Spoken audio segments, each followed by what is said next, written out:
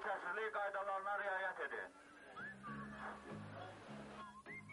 Oğlan irəli üzər-üzməz, qullədəki xilas edicinin qışqırığı bizim özümüzü belə diksindirdi.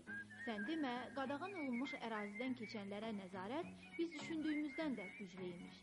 3 ildir xilas edici vəzifəsində çalışıram. İdman Akademiyasının 4-cü kurs tələbəsiyəm. İxtisasım üzgüçülük olduğundan hər yay mövsümlərini çimərliklərdə xilas edici kimi fəaliyyət göstərirəm.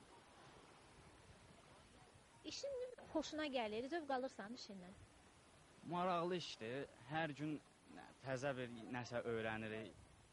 Maraqlı hadisələr başımıza gəlir. Belə darıxmırıq, başımızı qatırıq, yaxşı olur. Sənin işin çox çətin, məsuliyyətli bir işdir də. Yəni burada demək olar ki, insanların taleyi həll olur. Psixoloji cəhətdən nə qədər özünü hazır hiss eləyirsən? Psixoloji cəhətdən 3 ildə işlədiyimə görə biraz təcrübə qazanmışam. Ona görə yaxşı hiss edirəm. Həm də ki, təhlükəli olduğuna baxmayaraq məsuliyyətli işdir. Biz də çalışırıq ki, işimizin öhdəsindən layiqincə gələk.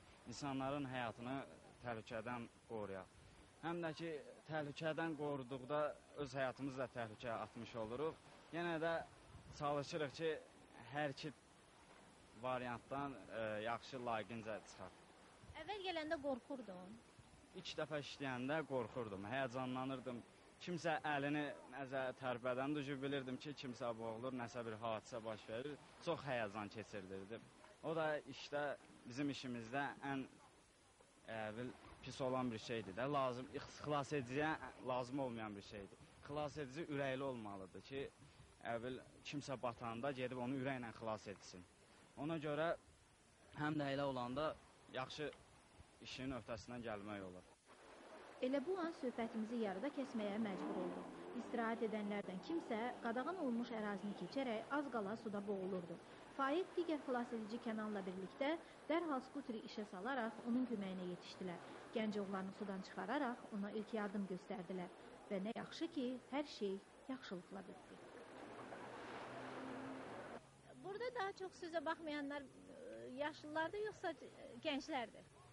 Olur, hər yaş növündə bir də görürsən, yaşlısı da olur, cavanı da olur. Ən çox qızlar bizi çox əziyyət verirlər burada. Oğlana deyirsən, başa düşür, haradasa. Qızlar amma söz başa salmaq mümkün deyil. Gedirik, lotka ilə gedirik, özümüz orada üzbəyi söhbət edirik, ondan sonra göndərmək olur arxaya.